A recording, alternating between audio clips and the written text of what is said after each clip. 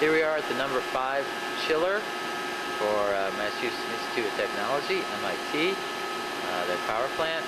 We are coating the tube sheet and water box area of these chillers. See there's an upper, it's denoted in the green, and a lower portion of these chillers. The chiller itself and the tube sheet of the chiller shown here. Here we have over 3,000 tubes. We've placed rubber stoppers in each of those to prevent blast media from contaminating the tubes.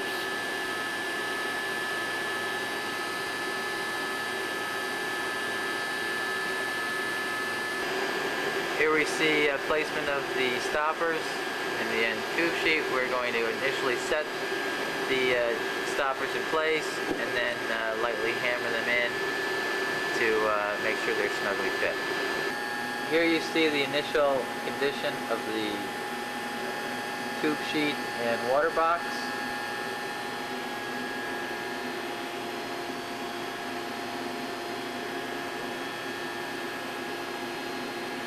Uniform corrosion throughout.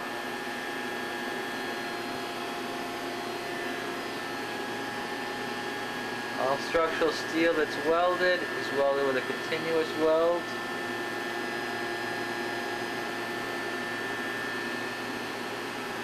Weld condition looks pretty good. No severe decay in that area. Chiller is only 2 years old. Here you see our SSPC visual guide. We're going to compare the initial rust condition to our standards. This surface is being given a rating of a C as it compares closely to the visual standard rust grade C. Here we are performing a surface contamination analysis test. We're looking for chloride and ferrous ions. After measuring out a given quantity of water, we're reacting that water with the surface.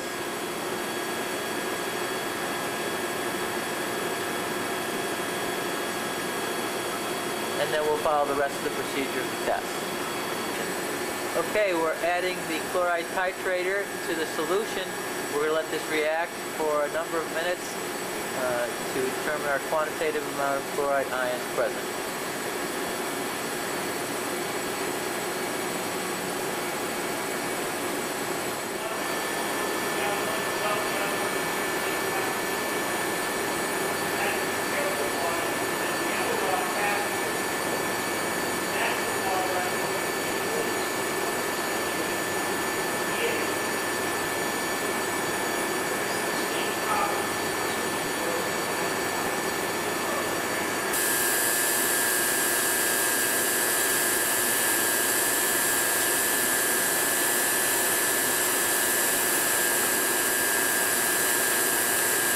Now he'll proceed to break up the clumps of sponge.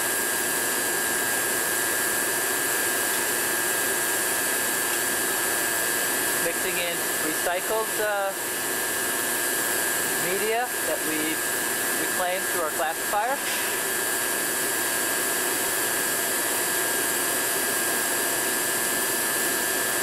Now we're ready to start feeding again.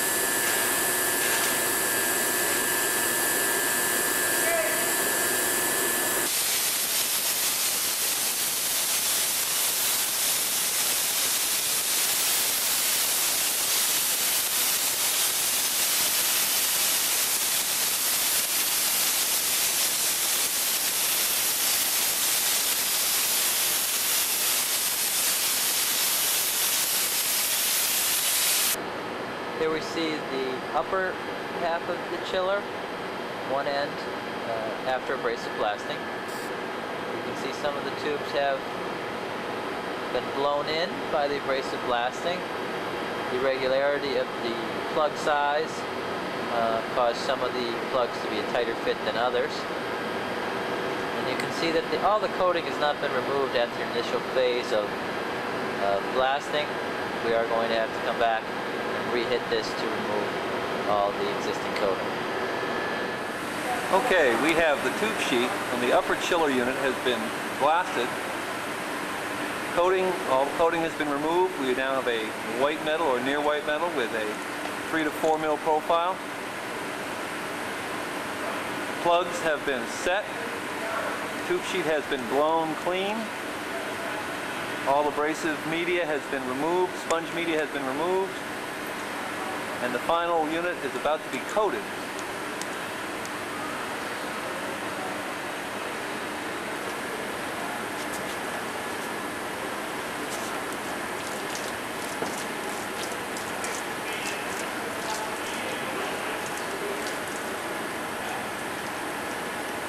Say something, Catherine, I'm sorry. That nail is on the narrow. Yeah, it says right on it. Try to read it, but see that nail in there? See the 10 mil range? Yeah. Just press it right onto the sheet. No, yeah. It's not moving yet. Give it more air. More air. More air. More air.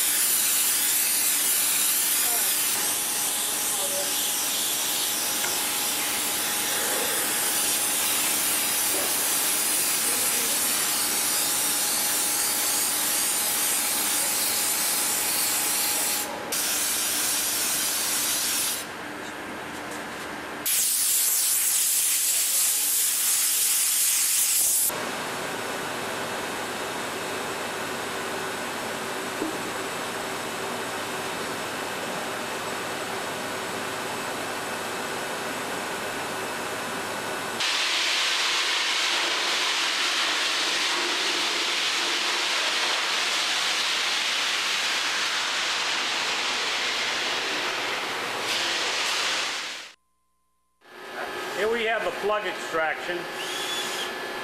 The best technique is a cordless drill with a packing extractor cut down so it acts as a bit to grab the rubber plug.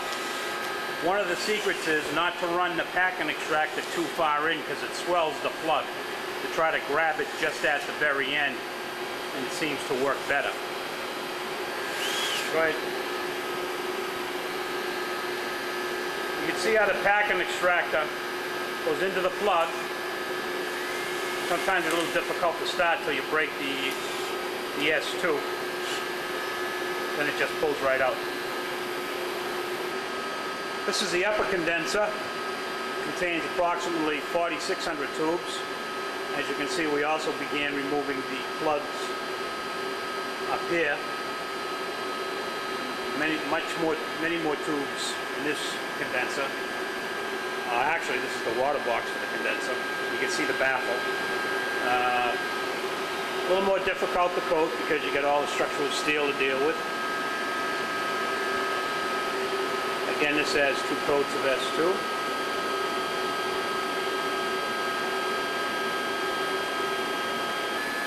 And once again, you can see the coating on the tube sheet itself.